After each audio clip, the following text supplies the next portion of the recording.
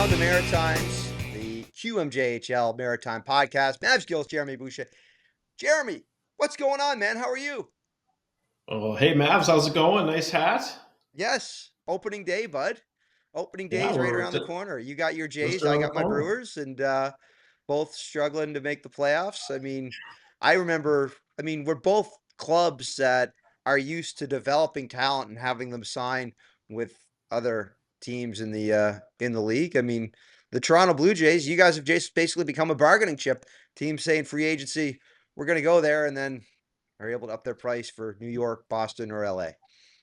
Well, that's what it is. Everybody's waiting to see what happens with Guerrero, and if he happens to have a good season, he's gonna have himself a nice payday. Oh, I think that guy's going to get paid really nice, and he's probably going to look good in pinstripes. I mean, he's going to be still in your division, which is going to be really tough.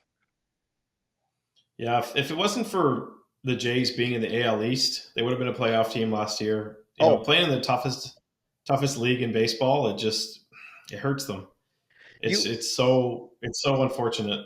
that's the ballad of Jays fans forever, man. But again, you're Yeah. right. But of course, we're going to go from talking baseball to the hottest part of the year is coming up, the playoffs in the Quebec Maritime Junior Hockey League, and we know one team set, and we're still waiting to figure out, as of this recording, what's going to happen for home ice between Baie-Comeau and Cape Breton.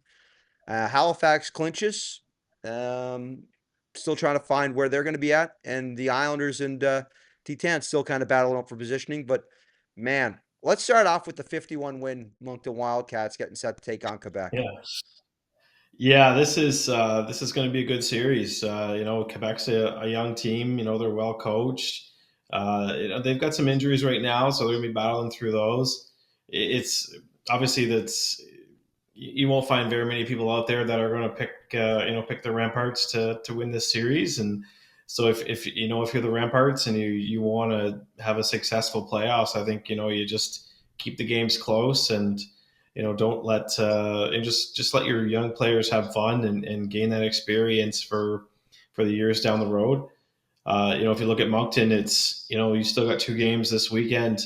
You've got you got a game Friday night against Halifax at the Avenir Center. Then you're on the road in Bathurst on Saturday. If Moncton happens to win those two games, they set a franchise record for most wins in a season and most points in a season. You wouldn't think going down to 64 games that you'd see a team with 50 wins, but have an opportunity to maybe win 53 and set a franchise record is it's absurd. It's absurd. It's just been an unbelievable season here in Moncton. I got to see Moncton on Thursday against Cape Breton, and there was some, stretches there where they completely dominated the offensive zone, and Cape Breton had a very hard time getting the puck away from them. 3-0 there, but that game could have been a lot closer. It was Lexi Cornwall really keeping them in there. Let's turn our focus though from the 1-8 of the East to what is going to be the 1-8 or maybe the 2-7 of the West. The Mooseheads clinching Mm. their spot and going to be taking on either Drummondville, potentially Blainville, potentially Shawinigan. Still some stuff up to for display there, and we've got Andrew Lord coming up on the podcast as well. I just think it's so important for the Halifax Mooseheads to find themselves in the playoffs here, and I know it's to get that type of playoff experience. And a lot of people will point and say, well, an early first round exit, how much can you get out of that? Well, for this young team, of course, with 5 16-year-olds, they're going to be able to gain a lot. And it's often really eye opening when you're looking at players' career stats to do up your rosters and do your research on these, where you see just how many players have so little playoff experience, where you can Mm. have guys that are been in the league 3 4 years and only have 2 or 3 playoff games. So for the Mooseheads to get themselves into this spot and be looking for a chance to compete in there, it's interesting. But it raises a point for me. I've always been curious about when teams go from the Eastern Conference over to the West, and if it's in the one, if they're in the 8th seed, the first place team in the West should have the option to decide if they want to take on the team in the East or take on the seventh place team in the West due to travel. If you're Gatineau in that situation, I know this is hypotheticals and ifs, wishes were fishes, every day be Christmas. No, that's not the one. If wishes were fishes, the whole world be oceans. If ifs and buts were candy and nuts, every day be Christmas. There we go. We worked our way around there. But if it was Gatineau set to take on a team Oda in the East, I know they're flying. But again, that's a massive amount of travel. The first place team in the West shouldn't be penalized for that. No, you're right. And when you chat with Commissioner Cicchini, he'll say, if you have any rule change suggestions, tell your general managers. They're the ones that send it to the owners, and the owners are the ones that votes on it. So, that's a good point. It is almost a disadvantage to be a top team in a division or a conference for that matter, and have to go play 2,000 kilometers away, if you want to put it that way. If it's Halifax against Blainville, you're looking at a 2-3-2 series. You're looking at a 12-hour commute. It's These are games that they should be kept locally, and it makes the argument for maybe we just go back to the conference matchups. 1 versus 8 instead of doing these crossovers. Well, I no, I gotta say though, if you're in the East and you're ninth place and you are better than that East place Western team, you got to go over in that crossover. You have to, Mhm. you can't, you can't be penalized for playing in a 10 team conference and missing the playoffs that way. But I do think they need to take a look at that format. And again, I'm not saying go 1 to 16, but I think there might be some tweaking there. I know there's been leagues in the past where they have a draft to decide if you're at first, you get to pick your opponent in that first round and then move on Mhm. forward. I'd be intrigued to see what that would look like in the queue. Yeah, I mean, if you look at going back to the 1-16 matchup, I mean, there could be that chance where it's Cape Breton against Rouyn-Noranda, and that's what 23 hours. Mm. So it could even be an even worse case situation when it comes to travel. Like it's one. I think that's kind of the reason why they went away from that 1-16 matchup, is to eliminate the travel times in the playoffs. But it seems to happen every year where there's one team that has to travel you know a little further than they should.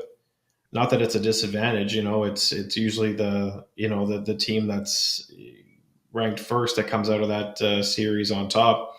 So it's not necessarily a disadvantage, but the cutting down on the travel time is probably something that they really need to look at.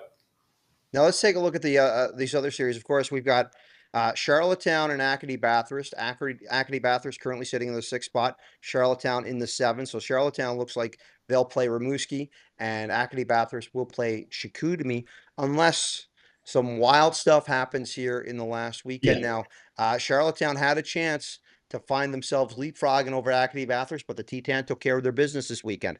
My question for you is, if you're one of these teams, who would you rather play, Chicoutimi or Rimouski? Thinking Rimouski, they already have their ticket punched for the hmm Memorial Cup. You don't know what could happen there. And Chicoutimi, also young team, but looked like they struggled a bit there. It's a good question. You can make the argument that you'd want to play Chicoutimi just because they're a younger team. They're not necessarily built for this year like Rimouski is. But on the other hand, Rimouski, it's there's almost been a curse against the Memorial Cup hosts in the playoffs as of late. It's just the 2010 we saw Schwinnigan. Sorry, 2012 we saw Schwinnigan eliminated early. We saw St. John, out early. It's almost I don't want to call it a curse, but these host teams are underperforming early in the playoffs, but at the same time they're getting that advantage of being more well rested for the Memorial Cup. So I think I'd rather play Chicoutimi just for the fact that Rimouski's all in. Mhm. They've got the more experienced lineup, but don't take anything away from Chicoutimi. They're young, they're skilled, they're fast, they're well coached. They've got the big ice. There's a lot of favorable things you could look at and say I'd rather want to play Chicoutimi than Rimouski. You maybe want to rather play Rimouski because all the pressure's on them. In a situation like that, it's almost perfect for a team like Charlottetown. We've said it. This is a team that hasn't won a playoff game or a playoff series in 2 years. It's they're due, and it would be absolutely remarkable if they can come out of that series against Rimouski on top, or even on top of a series in a series against Chicoutimi. Uh, Now the other series, it's Baie-Comeau versus Cape Breton. It's a rematch Mm-hmm. of last year's league semis. We don't know who has home ice yet. Again, there's some things in the works there. I know Chicoutimi is taking on Baie-Comeau twice this week, and Chicoutimi needs to get points because if they are Mm-hmm. looking at advancing, those points right now, especially going against two teams from the West, you are trying to secure home ice if you can get yourself to the third round. But uh, Cape Breton, again, they have two against St. John. St. John will not be in the playoffs. This is a team, though, again, this is a matchup. Cape Breton is looking for their vengeance. Baie-Comeau, they're looking to get things moving the right way. Cape Breton has said all season long, we built our roster for the playoffs. And Mm-hmm. now I know they're fighting for home ice, but it's time to see what they have in that roster coming into the playoffs. A tough loss, 5-3 to Halifax on Sunday, really put a damper into the hopes of getting home ice. And an even bigger, tougher loss was Lucas Romeo going down with an injury Yeah. this past week. He left the rink in crutches. So we'll be keeping an eye on his status because he's a big force for them, especially going up against a big Baie-Comeau team. The X factor for me in that is goaltending because we have seen the emergence of Alexi Cornwall, and he's a kid right now that has been moving up draft stock. His save percentage right now 940. Uh, it's best Wow. in the league, although you wouldn't see it because he hasn't had the amount of minutes played. But again, he's over 20 games this season, Mm-hmm. and he's been exceptional for Cape Breton. Mavs, I'm so fired up for that series. Like that is the series, to pay attention to the most. I think in the first round, it's going to be a long series. And Cape Breton, they want home ice advantage, but how much of an advantage will it be because it's a 2-3-2, so Mm. you got to go and pay 3 games in Baie-Comeau. That's a hostile environment. Like that's a loud rink in the regular season, and we're not talking about playoffs yet. Like that is an absolute barn burner of a building to play in and to be in, and the atmosphere is electric. If Baie-Comeau steals a game at Center 200, the Eagles might be in trouble. I think as the Drakkar get on home ice for 3 games, and we with a lead in a series or a split, or we could be talking. Next time we talk, we could be talking about some an early exit in Cape Breton. We don't want to see that. Being the Across the Maritimes podcast, we want the Maritime teams to obviously be around as long as possible. But I think that's the one series where I think home ice advantage is a disadvantage. It's if Baie-Comeau ends up with home ice, same thing. It's going to be they have to play 3 straight in Cape Breton, and we saw how electric that Center 200 last year was in the playoffs. And you get those fans, you get the unofficials, you got the goal. They're on the goalie, they're on the players. It could very well be a disadvantage if you end up playing at home for those first 2 games. I know that series is going to be wild, and I fingers crossed. I hope we're covering. I know we're going to be looking before our broadcast schedule, Eastlink Community TV, coming up in the near future. So we got a lot of stuff to kind of shake out and see where we were at. But keep an eye out for that. Let's move again at the end of the regular season. It's always the 320s being celebrated from each club. Um, I'll just read them off. Acadie Bathurst, FJ Buteau, Colby Huggan, and Josh Fleming. For the Eagles, Braden Schmidt, Jacob Newcomb, Joey Henneberry. For the Islanders, it's Simon Hughes, Thomas Sermon, and Nicholas Rucha. For Halifax, Jacob Steinman, Braden McVie, and Brady Schultz, the franchise leader in points for a defenseman, got that record this week. Congratulations, Brady. Moncton, Marcus Vidicek, Dylan Gill, Mathis Russo. And for the St. John Sea Dogs, only two, Nate Tivy and Mateo Mann. Out of the Maritime Division squads, what group would you say is the strongest class of 20s? Well, I mean, you got to look at productivity, and what you can look at productivity and make an argument. You could look at just what those guys bring to an organization. Um, if you look at just what they bring to an organization, I think by far the 320s in Halifax. I can't think of three better overagers, graduating players to be around such a young team. You look at Braden McPhee. Just works his tail off every shift, gets in the face. He's like a little Brad Marchand out there. He's chirping. He's in your face. He's pushing after the whistle, but doesn't cross the line. He knows where the line is and never crosses it. And if you're a young team and you want to look up to a player that knows how to play the game the right way, Braden McPhee's your guy. Brady Schultz. You look at a guy who back in the day gave up his back in the day. That sounds like it was 10, 20 years ago, but a few years ago gives up his NCAA eligibility to come play in the Q, right? Only to be able to go back home and play hockey and study. It's a franchise record holder for most points by defenseman. And I mean, we've been covering this league. We know this league, Mavs, like the names of guys that they've had on the back end in Halifax, Justin Barron, Abel Chauser, to be the top of the brass there is something else. And, Jacob Simon, I mean, he's only been in Halifax for a couple of months, but I can speak for his time in Moncton. I mean, you can't ask for a better person to be around and to learn from and to teach you. So to me, it's ignoring productivity. Those are the three guys I'd want to play for if I was a 16 or a 17-year old in the league. For me, and I'm going to go off the board.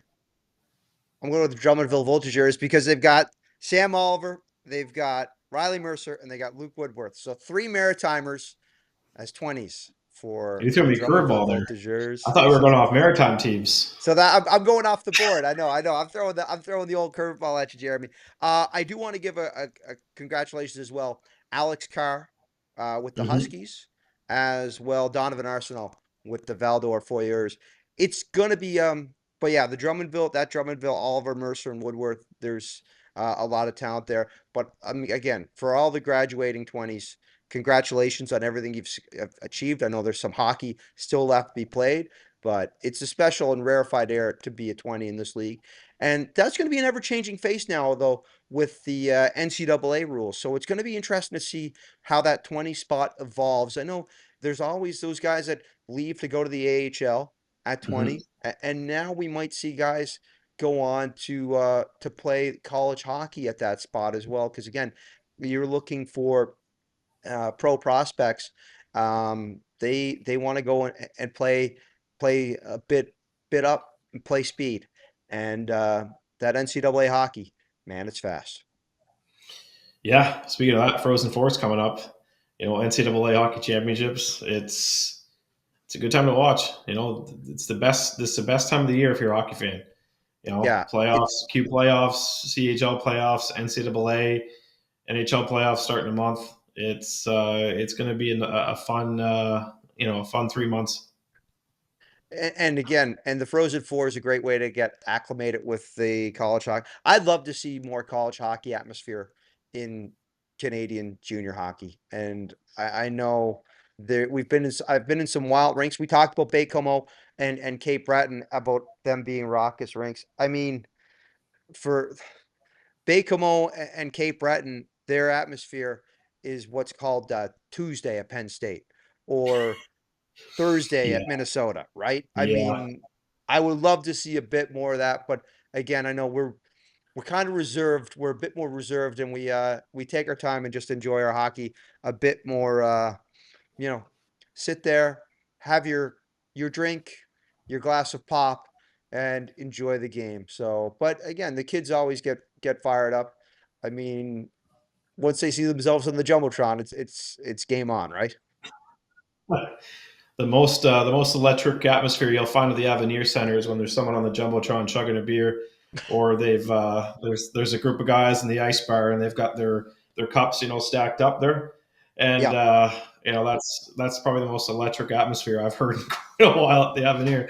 So it tells you that we're ways off from being a BU or a BC on a Friday night kind of thing. yeah, we're working towards bean pots, but a guy that's got some experience, NCAA, RPI. It is Andrew Lord, head coach of the Halifax Mooseheads. He is going to be joining us next, right here on the Around the Maritimes podcast. Hey, you heard us talk about the baseball season kicking off, but of course, we talked about the playoffs as well. One of the things with Eastlink is when you bundle internet and TV, Prime Sports is included in your package for free. And Prime Sports, let me give you the rundown of that. Golf Channel, so we got the Masters coming up. You can check in on the Golf Channel. Sportsnet 360, Sportsnet 1, all the regional sports nets, and the regional TSNs. All right, so there you get the Prime Sports package when you bundle internet and TV with Eastlink. To get this deal and for terms and conditions, check out eastlink.ca, call 1-888-345-1111, or visit one of our stores today.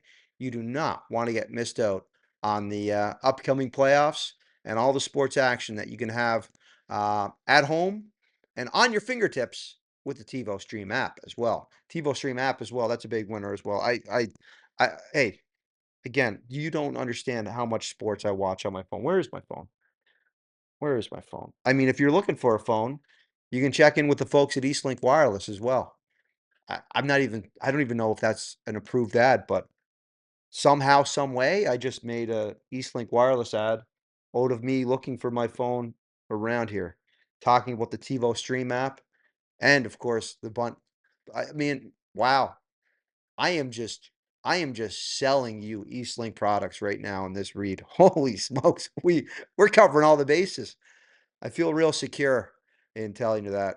As well, we've got security too. You didn't know. Now you know. Now you know. Check out eastlink.ca for all the details. Andrew Lord, head coach, Halifax Mooseheads, graduate of RPI, and from those Greenville Swamp Rabbits that we always talk about there, coach of the year ECHL. Andrew, thanks for coming aboard the Around the Maritime podcast. Big win for Halifax Sunday, coming back from a 3-1 deficit to Cape Breton and clinching a playoff spot. How big is this for the Mooseheads going into this week? Yeah. Well, thanks for having me on, guys. Awesome to be here. Good to talk hockey a little bit. As far as the win, it was massive. We've I think we've been playing some pretty decent hockey of late, but just finding ways to lose. And it was nice to claw one back there in the third. It was a really good come from behind win. The building was full. It was rocking. We were able to get Schultze over the line with that record as well. So it was just a great night all around. And here we go, playoff time. So no better time than this. Yeah, and before your time with Halifax, you played for Cardiff, you coached Cardiff, you were a player coach. Not many of those around anymore, but there's always that one. You had that opportunity to coach, some Q alumni. Steve Dixon, Chris Culligan, Joey Haddad. Uh, when you were looking at Halifax, did you reach out to those guys to kind of learn more about the Mooseheads organization or the QMJHL? Yeah, they're a huge reason why I'm here. To be honest, Cam and Allie, when they're doing the reference checks, those were some of the first guys they called. So really thankful, all three of them, and I had a good relationship because I think that was a big reason, big thing, big way got over the line for me to even be here in the first place. And yeah, of course, through the process, the decision making process. it was a really hard decision. As awesome as Halifax is, Greenville was a great spot for me too. I had 4 really good years there with good ownership and good staffs to work with. And that being said, those guys really sold me on it, and the more I dug into it, it really became a no-brainer with just how elite from our ownership to our general managers to our staff, and obviously the building and everything that comes with this great team and organization. So those guys are awesome. And for years, I heard about Maritimes overall. Even when Haddadi there and Cully were over in Cardiff with me, and of course Dixon as well. So heard nothing but great things about this league, and it's been a really fun first year. Well, you bring up Joey Haddad, and this is a guy who you played with him in Wheeling, and then had the chance to um, play with him in Cardiff, and then also you made him a captain at one point while you were player coach. What can you say about your relationship with Joey? Yeah, I mean, he's what a guy. First class all around. I mean, it was funny in Wheeling. It was his first year pro. I think he was coming in on an American League deal, if I'm not mistaken, maybe with Wilkes-Barre, or NHL deal, maybe with Pitt. And so that's really where we got to know each other. And we were both pretty young. He was especially young at that time and a little raw. And to see how he developed over the years, fortunately was able to grab him to Cardiff there my first year when I got the coaching job, and that was perfect because he was instrumental there. Just great guy, great player, big power forward. Had really rounded out his game over the years, and obviously him and Culligan are best buddies, so it was almost a package deal getting them both over, which really got us started. I think we had like 5 weeks to recruit our team after I got the job there, and the ownership change happened in Cardiff, and getting those two were great. And then one thing led to another. We were able to have some phenomenal years there. Cully obviously moved home a little bit earlier, but then played with Haddad there, and then coached him for many years. And then I was able to get him to Greenville as well, because the UK League had COVID. They were shut down completely, and I got lucky. I took that job just before all that had happened, so we were able to have a season where Cardiff wasn't. So we got him into Greenville as well, and then I mean, it's a lot of years now looking back at it. I caught up with him at that Cape Breton Moncton game there the other night. We were there a day early, so I was there to recruit, but he talked my ear off for the whole second period, so I didn't get to watch the game much. But great to catch up with him. I guess what attracted you to the Mooseheads? And I guess when you first saw that big moose blowing smoke out its nose, did you second guess your decision at all? That's the big reason why I'm here. I love that thing. The in-game entertainment's second to none. But no, all kidding aside, I mean, again, the Greenville job, we were affiliated with the LA Kings. Really had a great thing going there. But it was time for me to take a next step with my process. For 10 years between Cardiff and Greenville, I was the coach and general manager, so doing everything, spread really thin. It was a great learning lesson, and a great opportunity in both places. But for me to really develop as a coach, just to have those extra hours now, we're solely focused on the coaching. Cam and Ali and the scouts do a heck of a job with all the player side of things, and I'm able to allocate my whole day to becoming a better coach. And I think a new challenge as well. I was there for 4 years. I think this league's phenomenal. You look at the coaches just in our division between obviously Gardner and Gordy Dwyer, who I know well, and Louis there. They're all great. They're all really competitive. Every night's a real challenge, and I've certainly learned a lot the last 6 or 7 months. But then, I mean, all the research I did, I obviously knew all about Halifax anyway, the organization, but then, seeing the arena, knowing about the crowds, obviously our ownership, and then into our staff and the resources, it's incredible. It's more like an American League or NHL setup than probably, most junior setups. And we're really incredibly lucky. And I mean, to see the fan base that we've had this season to support us through, other than our record, it's been a heck of a year, I believe. To see them keep coming out, we had 10,000 people in the building the other night. It's unbelievable. So been a no brainer. I've been really fortunate.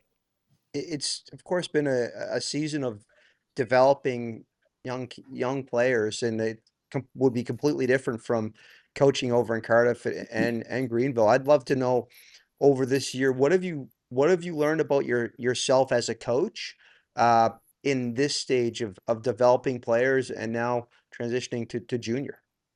Yeah, I mean, I think I was fortunate in when I was in Cardiff. I was really young as a coach, so having to sort of coach guys my own age, it felt like I was coaching, young in a way, if that makes sense. And then Greenville was really young. We were our average age was 23 or 24. We had multiple players come right out of major junior, so maybe you're not getting the 16 or 17-year-old, or you're not, but you're getting the 21-year-old, and there's enough similarities. And it's funny, I talk with Brad and Morgan and Chuck, our goalie coach, about it all the time. It's really everywhere you have problems, everywhere you're trying to develop and work through things every day. And I think your problem solving skills are really similar in all the different stops. And the players are all really similar too. Maybe it's instead of a kid, it's a girlfriend, right? Or whatever it may be. It's everywhere. There's a lack of power play time wherever you coach. Everybody wants on it. So no, I think a lot of it's really similar. Obviously, it's a straight business. Where here, there's definitely that, the school element, all these other things that go into it. But I'm a real big believer in all that anyway. So it was a real seamless transition. But yeah, I think I just learn every day, and I think it's more seeing the different systems in the league, the different styles of play, learning the new players. I think whenever you're doing that, you're growing, and it's been a really good challenge for me. Yeah, Mavs and I were talking about graduating players early on in the show, and you look at all the graduating players across the league, and I can't think of three better players than Braden McPhee and Brady Schultz and Jacob Steinman to be mentoring a young squad like the Mooseheads. What have those guys meant to you and the team this season? Yeah, well, I mean, just from a personal note, it's been huge, right? I'm going into this thing pretty raw. Obviously, Cam and Allie and Brad and everyone's been really supportive and helping me in my first year in the league. But to have those two, obviously we had or those three, we had Roosty at the start. Now into Steiny, they've all been elite. Bray, just a dog and a bone type of player, wears his heart on his sleeve, so passionate. He just brings that extrovert every day. And then, Schultz, he's a little bit more of a blend, right? He's got all the craft offensively, but really bought in defensively. And, I think he's got a great relationship with every player in our room. And then, Steiny, hats off to him. Leaving a powerhouse to come to this sort of situation, I'm sure was very difficult. And he just took it on. And I mean, what a way or how he's played has just been tremendous, right? It's been the backbone of our team here for since the deadline. And yeah, can't speak more highly about their character and what they're doing in the community and just going about things the right way. It's been awesome, and it really is an extension of the coaching staff, and made my job really easy. I know for a lot of these 20s that the next step could be the NCAA route. It's been a few years for you since you played in the NCAA, but seeing this opportunity develop for these kids, what advice do you give to a kid going from major junior hockey, making the step to college hockey? Yeah, well, first off, I think it's awesome. I think it's awesome all the way around. I know when I was 16 years old and I was drafted by Prince Albert, and I got traded to Vernon in the BCHL, and my family never played hockey. It was a really difficult decision on what to do. I did the 48 hours in PA there, I think a couple times, and now it just, I think, gives such a better perspective and a better route for everyone and more options. And I think it's had a great impact on our 20s. Schultze and Steiny are both going to really good NCAA programs, and and Braymac is going to a great U Sports program. So I think it's been a knock-on effect. It's been tremendous, and I think it's going to really be good down the road. Sort of a pipeline into NCAA or wherever they want to go. And as far as the advice, just a sounding board. If they need references, they need contacts. Obviously, when Schultze was looking through the different schools, I gave him my perspective on the different conferences and style of plays, and what would maybe benefit his game and what to look out for and those type of things. But no, it's I think it's a great thing overall, and I think it has been. I feel good about having some of that experience of having gone the college route, that now maybe I can help these guys a little bit, in their final years. Looking ahead to next weekend, playoffs kick off. You guys clinched a spot last weekend. Obviously, your opponent's still TBD, but what excites you the most about bringing this group into the postseason? Well, just extending the year first and foremost. I mean, we got an awesome group. I can't speak more highly. Like, the guys, the way they care, the way they bring it every night. We've had a lot of tough losses. Obviously, our record isn't all that good, but they just keep coming back for more and keep scratching and clawing. And the win the other night against a really good Cape Breton team is, just shows that, and shows the belief the guys have and just the work they've been putting in the whole year. So getting more time with them is the first best thing, or a good thing. And then from there, I think the experience is the best thing. It's really going to bode well. We've gotten some good experience here lately in these big games, but nothing replicates playoff hockey like playoff hockey. So to get in the best of 7, to see the physicality behind it, the intensity, the second and third efforts required, how you got to put your body on the line, all those different things, the in-game adjustments, I think it'll be awesome. And I do really believe in our group. We've been playing good hockey. If we can just bring our consistency up a little bit, find a little bit more scoring, and manage the game a bit better in some big moments, I think we'll be in really good shape, and we're going to give someone a run for their money. I want to go back to Cardiff, and I want to go to talk about you being a player coach. Of course, there's not a lot of people that get the Reg Dunlop experience. What are some of your favorite memories, and maybe some of your favorite stories of being a guy that's not just on the ice, but also the head coach of the team while being in that center role?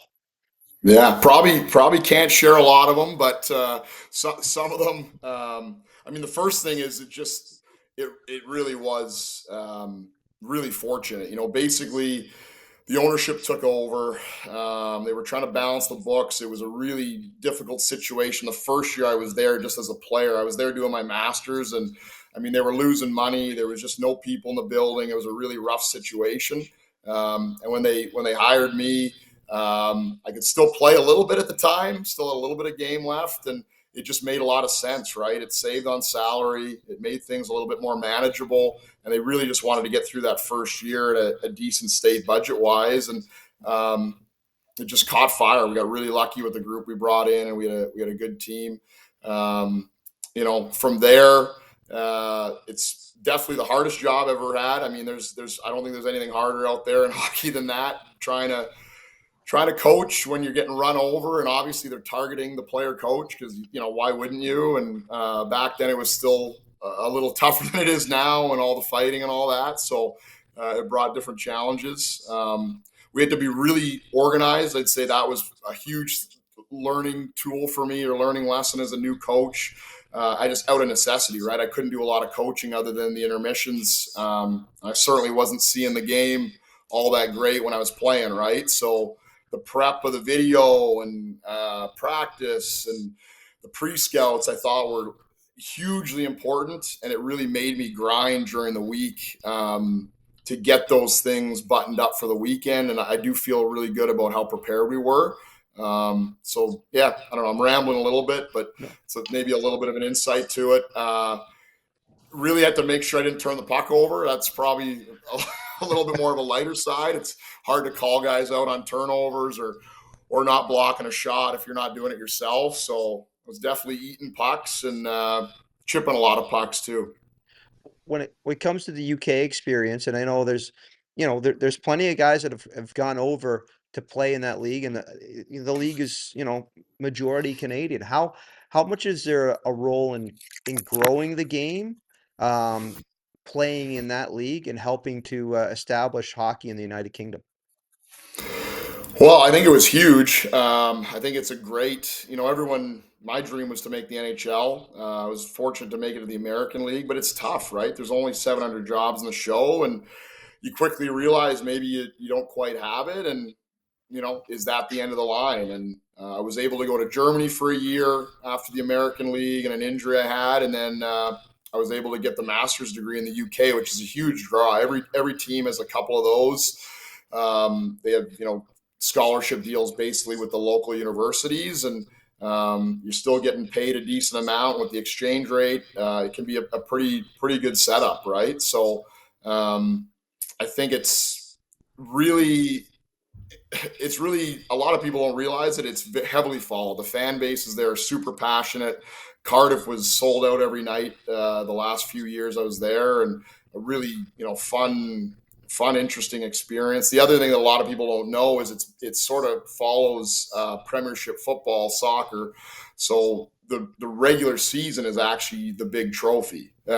So the amount of consistency that goes into trying to win that is a great challenge and grind, and I think it makes for a really good brand of hockey every night. So I certainly think it's a passionate following over there, and there's tons of great players, tons of ex NHL guys, and ex KHL players that end up in that league.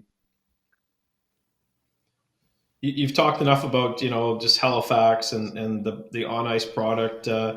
Since landing in Moose Country, what have been some of your favorite activities that you've done kind of outside of the rink? Some restaurants or some maybe some shows you've gone to see.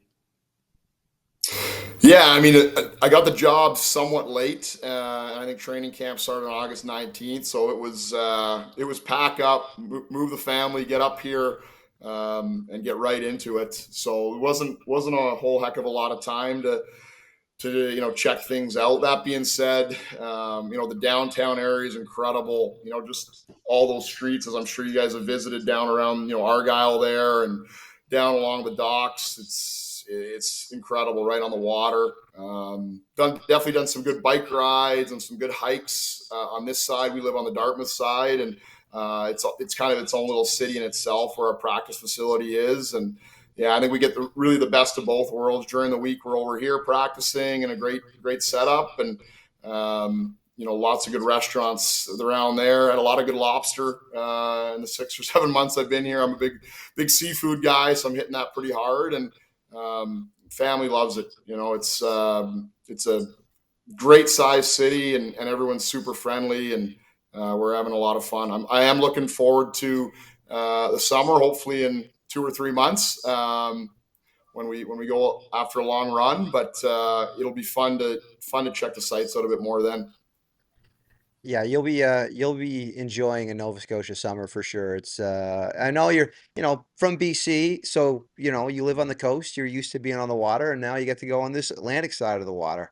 You did talk about Premiership football over in Wales. Did you get a chance to see any soccer when you're over there, or what are some of the things Not you a miss from ton. Cardiff? So yeah, the first year I was there, Cardiff was in the Premiership. They kind of bounced back and forth. They were probably up twice and down twice over my years there. Went to a couple games. Obviously followed it a little bit again. Doing the dual role, there's not a whole heck of a lot of time to do that sort of thing, but it was fun to see the passion behind the game there. Rugby's actually extremely popular in Cardiff as well. They got a Millennium Stadium. They're right in the center of town. I went to a couple Six Nations games. I think I went to a World Cup game as well. That was phenomenal. So that was a lot of good. I think a lot of the fans that love the rugby, love the hockey. You know, there's enough similarities in the competitiveness and the physicality. I think they learn to love the game of hockey as a result. The um the John Brophy Award for being Coach of the Year in the ACHL. What did that mean for you in your development as a coach? And again, John Brophy, Nova Scotian as well, so we got to throw that out there too. There you go. I mean, obviously, yeah, everyone knows the name, knows the award. I got really fortunate. You know, we had a good team, and we had a pretty good run last year. Obviously, we would have liked to go a little further and win a championship ultimately, but I think the team we had was great, and you know, I felt fortunate about it, but also felt like it was deserved after grinding a few years in that league, and it meant a lot. Obviously, the personal stuff isn't as much. You know, you'd rather win a championship, but I think it was good. I think it was definitely helpful in the resume process, in this process, getting this job, and yeah, it was. It's a memory I'll probably look back on a little more down the line. And you talk about trying to win a championship. You guys, it looked like you ran into the Florida Everblades every year, and they're just an ECHL dynasty. What is it about the Florida Everblades that makes that program so successful? Yeah, they were a big rival. So Okay. I don't want to give them too many compliments, but yeah, they no, they're exceptional. They do a heck of a job from the recruiting standpoint. Their coach Brad Ralph is as many run-ins as we had over the years, and the competitive juices flowing at the pro level. You know, his X's and O's. He is one crafty coach, and they've done a heck of a job there for years and years.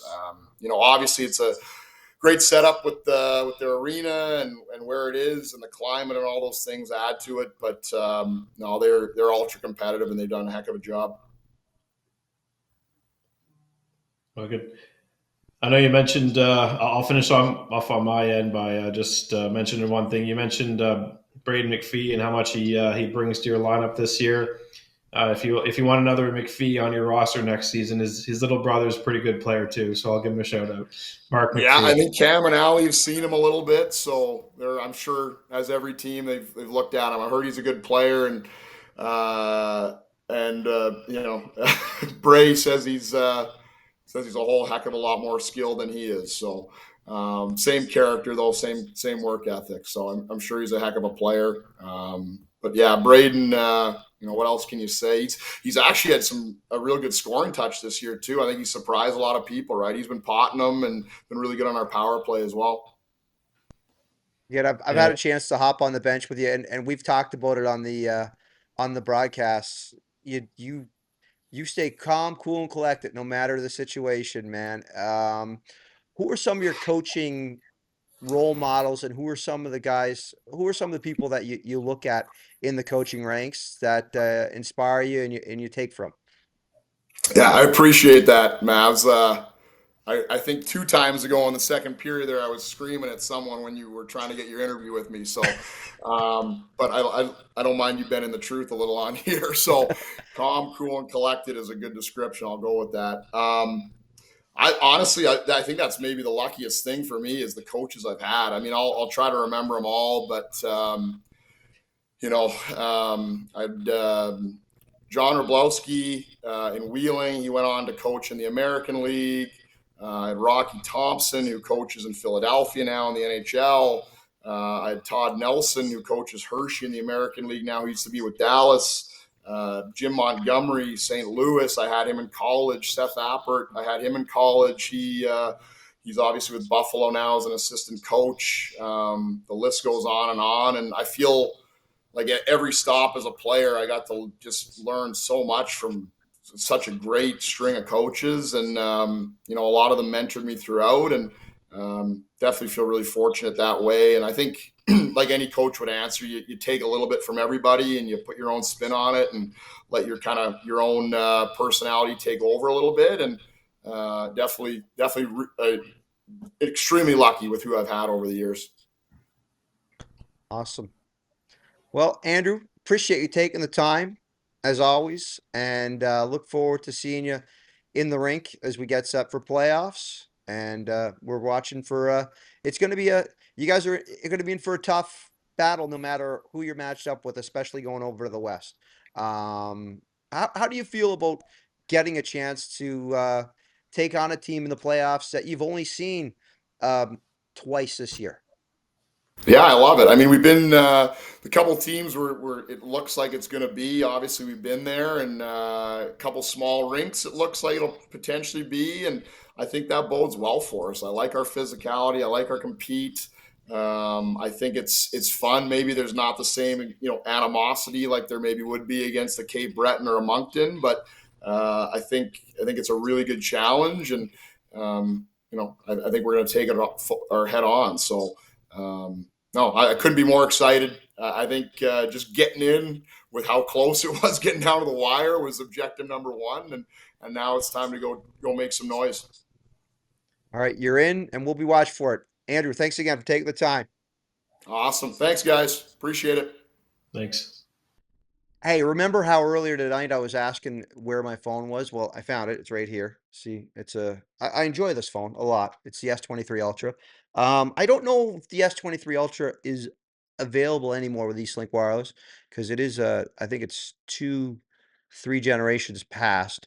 So I might be eligible for an upgrade. And that's where I would check out on eastlink.ca to get all the options for wireless. One of the options we have with wireless this year is 109 a month, and that is unlimited mobile as well, a gig internet. So you get your internet and mobile for 109 a month. So that's a sweet deal.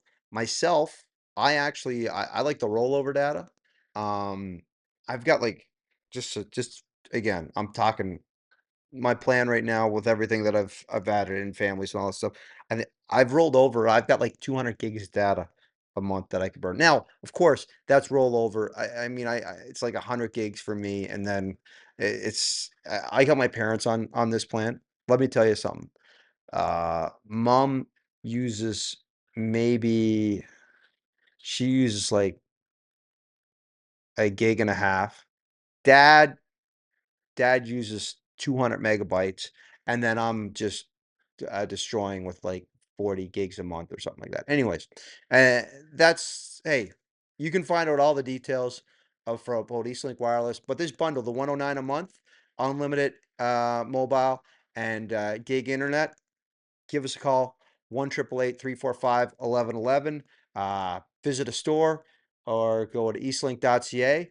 And if you use promo code MavsGillis on the phone, they'll not know anything you're talking about because there is no such thing as promo code MavsGillis. You don't need a promo code MavsGillis to have this deal. It's 109 a month for unlimited internet and a gig. No, hold on. Yeah, unlimited mobile and gig internet. There it is. See, 109 a month. It's such a great deal. It caused me to have amnesia. It made me blank out so much. You want to check it out though. Don't have amnesia. Don't forget to check out eastlink.ca today. Thanks again to Andrew Lord, head coach of the Halifax Mooseheads, joining us on the Around the Maritime podcast. But Jeremy and I right now, we received good tidings from our friends from the St. John Sea Dogs. They sent us, again, big thanks to our good friends over with the Dogs. We got ourselves the Yeah, wrestling jerseys. love them. Trevor Great. Georgie and I, we talked quite a bit of professional wrestling afterwards, including showing off our wrestling figure collection. And that's when he said, "Boys, we got wrestling night coming Yeah, up. I'm going to send you the NWO style St. John Sea Dogs jerseys." So again, thank you love it. to Trevor Georgie for that. And I know Travis Cricket. And when I bring up pro wrestling night with other folks around the league, and I said the St. John Sea Dogs were doing it, everyone said, yeah, they would have went all out for that. Yep. And they they certainly did. I heard they had wrestling off the opening face off. So it was good to see. Great to see the boys out there hooking a limb, grabbing a hold, and getting it over, brother, getting it over. Speaking, Even bringing in Kevin Nash and Buff Bagwell. Did you see that? the boys were there. They weren't there. They did a little They cameo they did the videos. cameos. Yeah, Yeah, that I was great. saw the cameos with Steiner. I know the Eagles and well, Brad Chandler with the Eagles was able to make a very good Steiner math reference on the Mhm. Instagram, of which of course the Sea Dogs followed up, and I chucked myself in there too. It was a 141% chance that 141 and 2/3% chance Steiner math. You got to look that up. But yeah, that's my wrestling talk for the day. Hey, talking about getting over, I do want to say happy birthday to my buddy Tyler Long.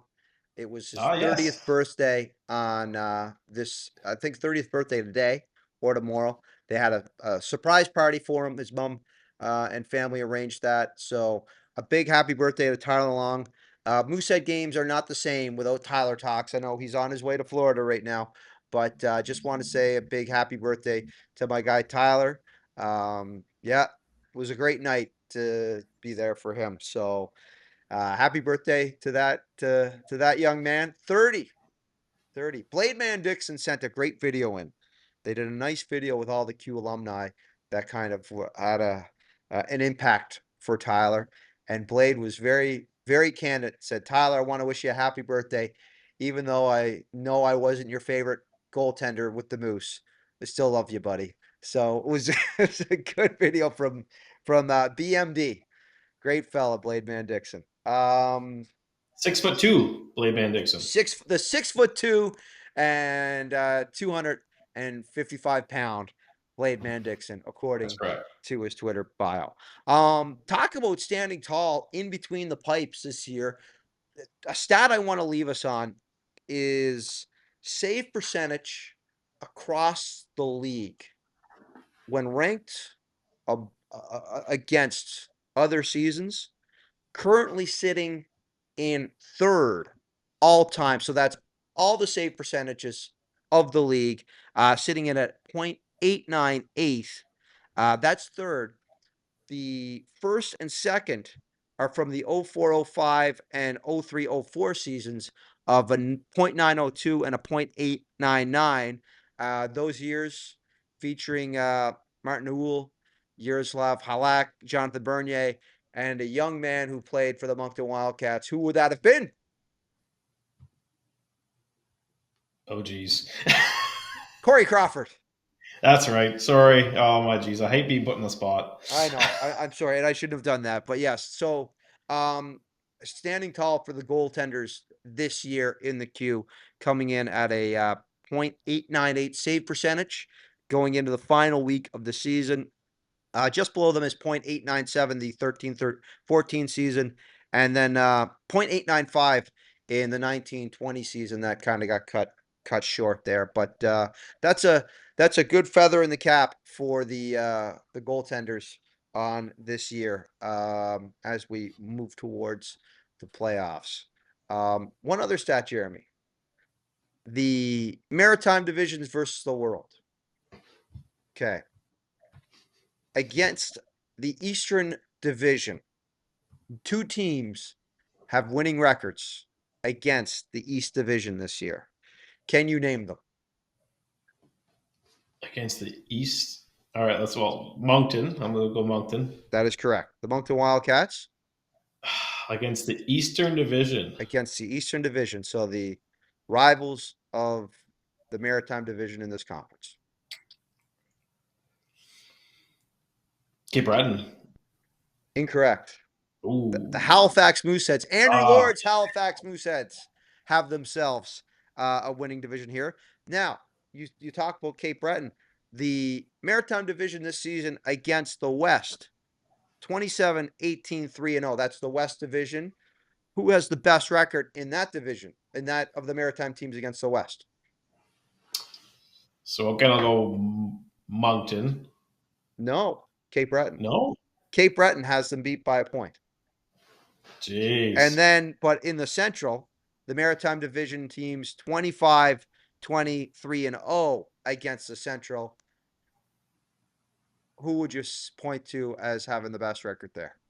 Stop putting you on the spot, Mavs. I, I'm going to give you a I hint. mean, just I'm going to based give on you. the season Moncton's having, I'll say Moncton. There you go. Nailed him. And Moncton 8-0 against the Central Division this year. Yeah. Well, I knew they'd have to be somewheres. There you go. Moncton's in there. We got those Wildcats in there, buddy. There we go.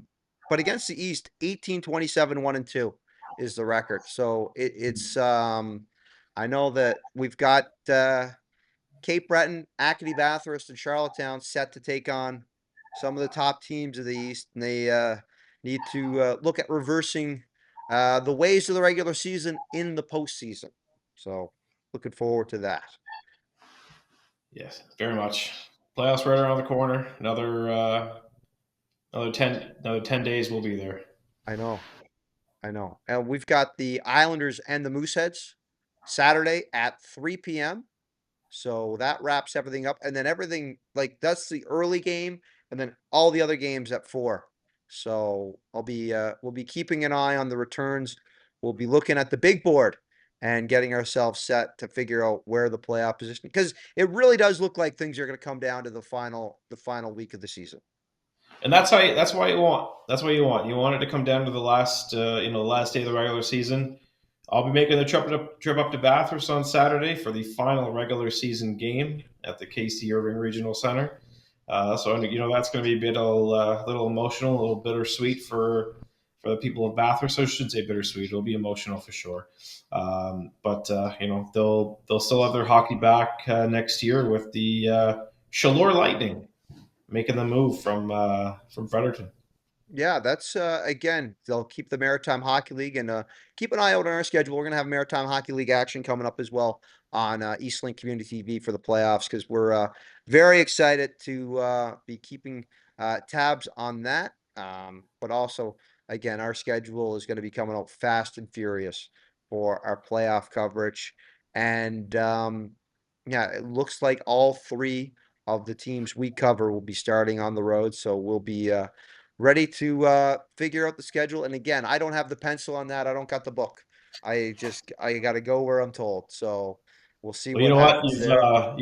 You've brought the boys to Moncton once this year. You can bring them again.